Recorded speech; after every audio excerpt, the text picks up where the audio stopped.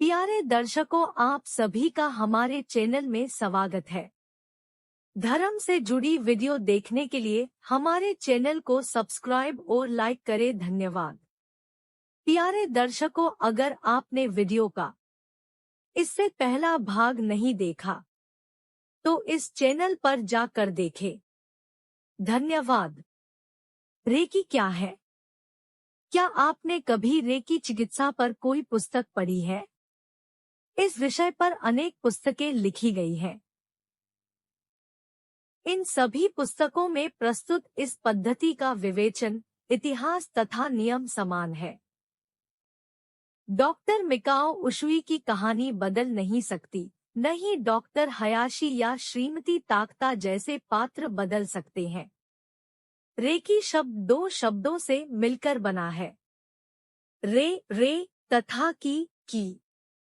रे शब्द का अर्थ सार्वभौम, ब्रह्मांड तथा की शब्द का अर्थ ऊर्जा है। बोनो बागिंस्की तथा शालिला शेरामन द्वारा लिखित पुस्तक रेकी में इसे सर्वोत्तम ढंग से इस प्रकार समझाया गया है। ब्रह्मांड ऊर्जा इस ब्रह्मांड के आदिकाल से ही हमारे बीच विद्यमान है।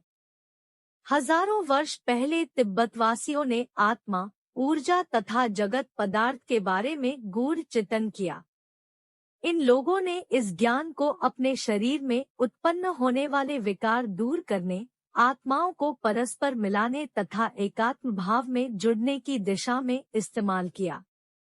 इस ज्ञान को रहस्य विद्या में सुरक्षित रखा गया है। बहुत कम लोग, प्राय पुजारी वर्ग या धार्मिक गुरुओं के पास यह विद्या उपलब्ध थी। ये पुजारी गुरु मौखिक रूप से अपने शिष्यों को यह विद्या सिखाते थे। यदि डॉक्टर मिकाओ उशुई 19वीं सदी के अंत में इस तथ्य का पता नहीं लगाते कि 2500 वर्ष पूर्व संस्कृत सूत्रों में हजारों वर्ष पुरानी यह परंपरा मौजूद थी, ता यह रेकी विद्या हमेशा लुप्त ही रहती। ब्रह्मांड ऊर्जा रेकी को ऐसी शक्ति के रूप में परिभाषित किया गया है जो सभी पदार्थों में विद्यमान होकर सक्रिय रहती है। रेकी की उशुई पद्धति मात्र सरल तथा प्राकृतिक चिकित्सा ही नहीं है, अपितु यह सार्वभौमिक जीवन ऊर्जा को अंतरित करने का सर्वाधिक प्रभावशाली तरीका भी है। जब किसी व्यक्ति का इस ऊर्जा से तालमेल किया जाता है, तब वह जीवन भर के लिए रेकी का माध्यम बन जाता है। हम आगे अधिकांशतः इस सार्वभौमिक जीवन ऊर्जा पर ही चर्चा करेंगे, जो रेकी कक्षाओं का आधार है। मनुष्य के शरीर में लगभग 1 खरब कोशिकाएं हैं। इनमें 1 लाख विभिन्न जीन्स होते हैं। इनमें दीर्घाकार, लंबी, चक्राकार डीएनए की श्रृंखलाएं होती है। प्रत्येक सूक्ष्मदर्शी लघु कोशिका के भीतर हमारे शरीर की कुल आनुवंशिकी संरचना के प्लान होते हैं। यदि हम इन चक्राकार श्रृंखलाओं को खोलकर जोड़ें तो इनकी लंबाई लगभग 12,000 करोड़ किमी से भी अधिक होगी। यह लंबाई पृथ्वी और सूर्य के बीच विद्यमान दूरी से 800 गुना है। तब भी आश्चर्यजनक तथ्य यह है कि डीएनए अणुओं को ये श्रृंखलाएं मात्र अखरोट जितने आकार में सिमट जाती है। अब हम जीवन के समस्त रूपों में व्यक्त इस ऊर्जा की व्यापकता पर विचार करते हैं। रूप, आकृति प्रदायिनी यह प्रज्ञा शक्ति कितनी महान है। हमारे मस्तिष्क में अनेक प्रश्न उठते हैं। क्या भौतिकवादी दृष्टिकोण के समान हमारा जीवन और ब्रह्मांड मात्र संयोगों की कड़ी का परिणाम है? क्या जड़ पदार्थ से चेतन पदार्थ उत्पन्न हो सकता है? क्या इसमें आत्मा का वास हो सकता है? आत्मा? यहाँ तक कि वैज्ञानिक भी इन प्रश्नों के जाल में उलझे हुए हैं। इस प्रकार अंत में यही परिणाम निकलता है कि किसी परम प्रज्ञा शक्ति का अस्तित्व है। एक ऐसी सर्वव्यापी आत्मा है जो निरंतर स्वयं में से इस ब्रह्मांड सृष्टि का सृजन करती आ रही है। परम गुरुत्वाकर्षण सिद्धांत में आत्मसापेक्ष पूर्णतः मर्यादित एवं संतुलित अस्तित्व का वर्णन किया गया है। यह शुद्ध रूप में प्रज्ञाजन्य सत्ता है, जो समस्त सृजन शक्ति का आधार है। बुद्धिमान व्यक्ति प्रायः ऐसी कहानियां सुनाते हैं जिनमें उस चेतन अवस्था का वर्णन किया जाता है जिससे जीवन की उत्पत्ति से जुड़ी स्थितियां पैदा होती है। चेतन अवस्था की यह ऊर्जा सभी पदार्थों में विद्यमान होती है। यह सार्वभौमिक ऊर्जा है। रेकी पद्धति से किसी व्यक्ति का उपचार करते समय यह ऊर्जा घनीभूत होकर हमारे हाथों से प्रवाहित होती है। संक्षेप में रेकी का समग्र प्रभाव पड़ता है। यह अस्तित्व के सभी स्तरों तक पहुंचकर इन विभिन्न स्तरों में संतुलन लाने का प्रयास करती है। यहाँ चिकित्सक इस ऊना का मात्र माध्यम होता है, क्योंकि उसके हाथा में भय का ऊर्जा नहा हाथ बाल। यह ऐसी ब्रह्मांड ऊर्जा है जिससे रेकी का यह माध्यम दृढ़ तथा सामंजस्यपूर्ण बनता है। ऐसा प्रतीत होता है कि इस ब्रह्मांड ऊर्जा का अपना मनमस्तिष्क होता है। इसे ज्ञात होता है कि किस व्यक्ति को कहां पर कितनी ऊर्जा की आवश्यकता है। इस ऊर्जा को बढ़ाना या घटाना हमारे बस की बात नहीं है। प्रेम के समान रेकी भी एक एहसास है। प्रेम ही ऐसी शक्ति है जो हमें इस पूरी सृष्टि के साथ एकात्म भाव से मिलाती है। प्रेम में ही आत्मा का मूल वास होता है। व्यापक अर्थों में रेकी चिकित्सा पद्धति है। इससे शरीर के विकारों का ही इलाज नहीं किया जाता बल्कि आध्यात्मिक विकास भी होता है। रेकी चिकित्सा पद्धति का धर्म, भूत प्रेत रहस्य विद्या, तंत्र मंत्र से कोई वास्ता नहीं है। न ही यह सम्मोहन विद्या है और न ही कोई अन्य मनोवैज्ञानिक तकनीक। आज रेकी की पुनः खोज से इलाज की ऐसी तकनीक का जन्म हुआ है जहां न तो रोगी को कोई दवा दी जाती है, न ही कोई प्रार्थना की जाती है, फिर भी अनुकूल परिणाम सामने आते हैं। रेकी से हमारे शरीर के भीतर प्रसुप्त शक्ति का विकास होना है तथा हम बेहतर इंसान बनते हैं। रेकी का इतिहास 19वीं शताब्दी के मध्य में डॉक्टर मिकाओ उशुई ने प्राचीन रेकी चिकित्सा पद्धति की पुनः खोज की थी। डॉक्टर उशुई ने ही इस विद्या का पुनरुत्थान किया था। ग्रैंड मास्टर हवायो ताकता 1900 से 1980 ने इस गुप्त विद्या की खोज से जुड़ी डॉक्टर उशुई की कहानी इस प्रकार से व्यक्त की है। मिकाओ उशुई जापान के क्रिश्चियन कॉलेज में डीन थे। एक दिन कुछ विद्यार्थियों ने उनसे पूछा कि हम ईसा मसीह द्वारा इस्तेमाल की गई उपचार विधियों का प्रयोग क्यों नहीं करना रहे और स्वयं डॉक्टर उशुई इस प्रकार से उपचार कर सकत है या नहीं। डॉक्टर उशुई इन प्रश्नों का जवाब नहीं दे पाए, अतः उन्होंने जापान की रीति के मुताबिक अपने पद से त्यागपत्र दे दिया। उन्होंने यह फैसला कर लिया कि जब तक विद्यार्थियों द्वारा उठाए गए प्रश्नों का जवाब नहीं मिल जाता तब तक वे क्रिश्चियन देशों में ईसाई मत का गहन अध्ययन करते रहेंगे। अपनी इस खोज यात्रा के दौरान वे अमेरिका में शिकागो विश्वविद्यालय गए तथा सिद्धांत सैद्धांतिकी आत्मविद्या के डॉक्टर बन गए। फिर भी ईसाई मत के धर्मग्रंथों में इन प्रश्नों का संतोषप्रद उत्तर नहीं मिल पाया। डॉक्टर उशुई उत्तर भारत में आए। यहाँ उन्हें धार्मिक साहित्य पढ़ने का अवसर मिला।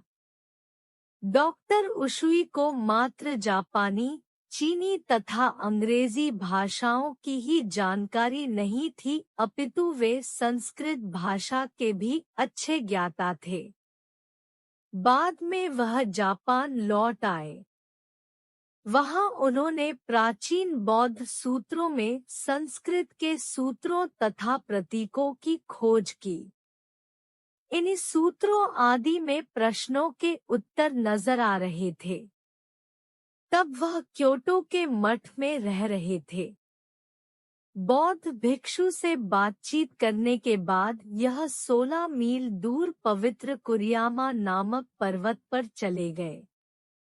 वहां एकांत में उन्होंने 21 दिन तक कठोर तपस्या की। उनकी उस तपस्या का एकमात्र लक्ष्य चेतना के साथ संपर्क स्थापित करना था।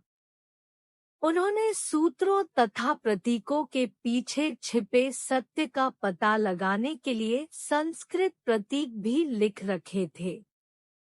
पर्वत की चोटी पर पहुंचकर उन्होंने अपने सामने छोटे छोटे 21 पंथा रख लिए।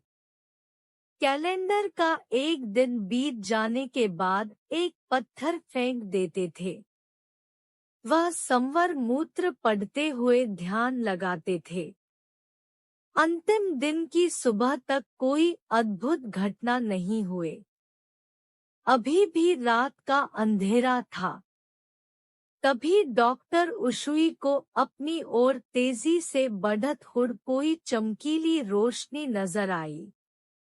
उन्होंने उठकर भागने की कोशिश की, परंतु कुछ सककर वह रुक गए। वह प्रकाश और अधिक फैलता गया। अंत में वह प्रकाश नाथे के ठीक बीचों बीच आज्ञा चक्र पर आकर टकराया। यह त्रिनेत्र चक्र था। डॉक्टर उड को लगा कि उनकी मृत्यु की घड़ी आ गई है। उन्हें छोटे छोटे नीले, गुलाबी तथा इंद्रधनुष के अन्य रंगों के लाखों बुलबुले दिखाई देने लगे। उन्हें काफी बड़े आकार में सफेद रोशनी दिखाई दी। तब उनकी आंखों के सामने चमकीला, सुनहरा प्रतीक बनने लगा, जो संस्कृत साहित्य में दिया गया था। वह धीरे से फुसफुसाए, हाँ, मुझ याद है, और फिर वह बेहोश हो गए। यही रेकी विद्या का जन्म है। जब डॉक्टर उशुई होश में आए तो सूरज निकल चुका था। यद्यपि उन्होंने पूरे 21 दिन तक उपवास रखा था, फिर भी वे अपने भीतर एक अद्भुत शक्ति और ऊर्जा महसूस करके हैरान थे। वे पहाड़ी से नीचे उतरने लगे। भागते हुए उनके अंगूठ में ठोकर लग गई। अंगूठे से खून बहने लगा। उन्होंने हथेली से यह अंगूठा ढक लिया। यह देखकर वे अचंभित रह गए कि जैसे ही उन्होंने हथेली रखी, खून बहना बंद हो गया। थोड़ी देर में दर्द रुक गया। यही रेकी का पहला जादू था।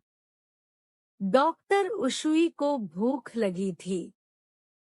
वे एक सराय में गए। उन्होंने भरपेट जापानी नाश्ता मांगा। जो लोग जापानी नाश्ते के बारे में नहीं जानते, उन्हें यह बताना भी जरूरी है कि एक व्यक्ति के पूरे नाश्ते में से एक या दो दोस्त पेट भर नाश्ता कर सकते हैं। सराय के मालिक ने डॉक्टर उशुई के कपड़े और दाढ़ी देखकर यह जान लिया कि उन्होंने उपवास रखा है।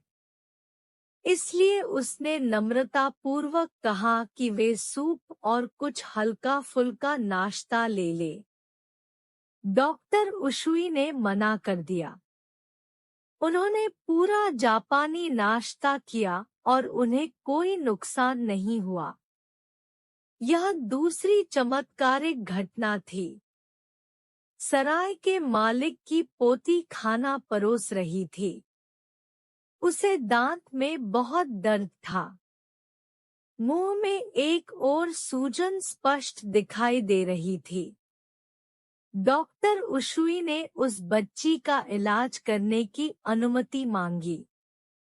सराय का मालिक अब तक यह जान चुका था कि यह कोई साधारण व्यक्ति नहीं है। उसन डा उशुई का इजाजत दे दी। जैसे हाँ डा उशुई ने बच्ची के गाल पर हाथ रखा, दर्द हट गया तथा कुछ मिनट बाद सूजन भी दूर हो गई। यह रेकी का तीसरा चमत्कार था। जब डॉक्टर उशुई मठ में लौटे तो उनका मित्र बौद्ध भिक्षु बिस्तर पर था।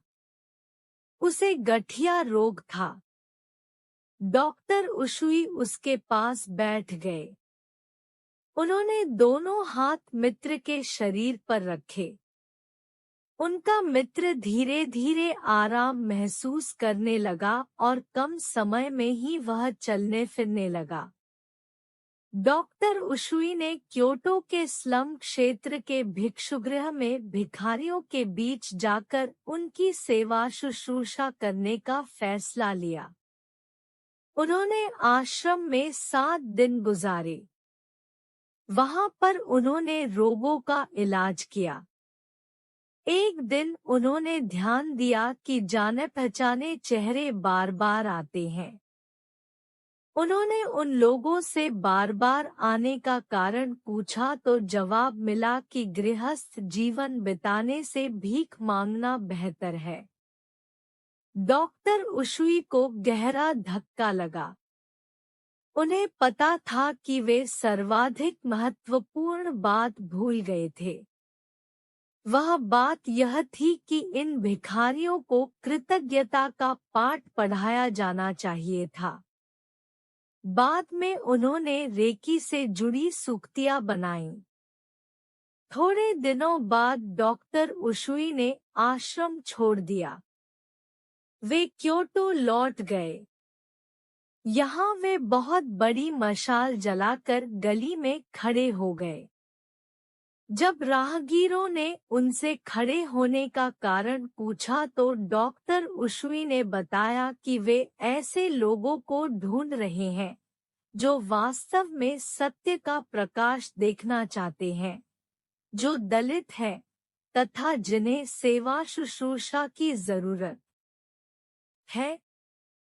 यह नए दौर की शुरुआत थी। उन्होंने घूम घूम कर रेकी के बारे में जानकारी दी। डॉक्टर उशुई ने जब नश्वर देह का त्याग किया तब उन्हें क्योटो के मंदिर में दफना दिया गया था।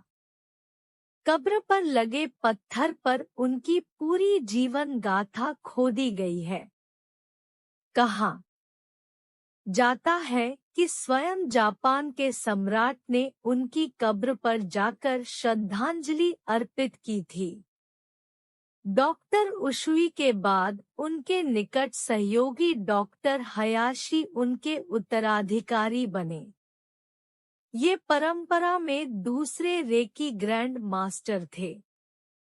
सन 1940 तक वे टोक्यो में रेकी क्लिनिक चलाते रहे। वहां पर गंभीर केस भी लिए जाते थे। विशेष गंभीर रोगी आने पर दिन रात रेकी से इलाज किया जाता था।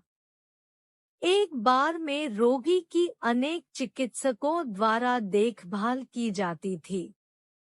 दूसरे विश्व युद्ध के प्रभाव के कारण तथा 10 मई 1941 को डॉक्टर हयाशी की मृत्यु के साथ ही इस क्षेत्र में आगे प्रगति लगभग रुक गई।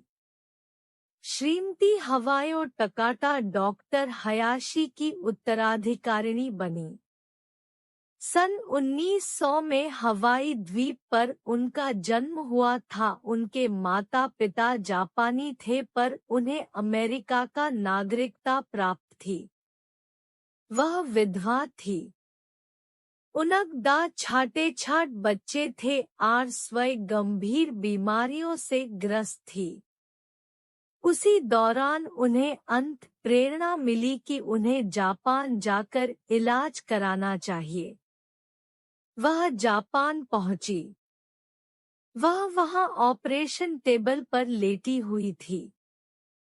उनका ऑपरेशन किया जाना था। तभी उन्हें यह महसूस हुआ कि ऑपरेशन करना जरूरी नहीं है। उन्होंने इलाज की अन्य पद्धतियों के बारे में डॉक्टर से पूछा। डॉक्टरों ने उन्हें डॉक्टर हयाशी के रेकी क्लिनिक में जाने की सलाह दी। यहाँ पर 2 चिकित्सक गज उनका रेकी विधि से इलाज करते थे। कुछ माह बाद वह पूर्णतः स्वस्थ हो गई। हवायो टकाटा 1 वर्ष तक डॉक्टर हयाशी की शिष्या रही। फिर वह अपनी बेटियों के साथ हवाई लौट गई। जब सन 1938 में डॉक्टर हयाशी हवाई आए, उन्होंने टकाटा को रेकी मास्टर घोषित कर दिया। अनेक वर्षों तक वे हवाई में रही और उन्होंने लोगों का इलाज किया।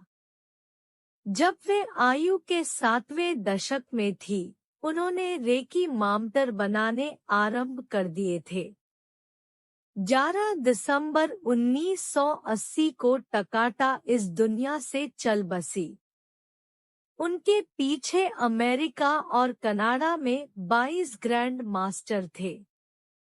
आज पूरे विश्व में 3,500-4 हजार रेकी मास्टर हैं। रेको मास्टर ग्रुप ने रेकी विद्या पर पुस्तक भी प्रकाशित की है। इसमें पूरे विश्व के रेकी मास्टर्स के नाम और पते भी दिए गए हैं। अगला भाग देखने के लिए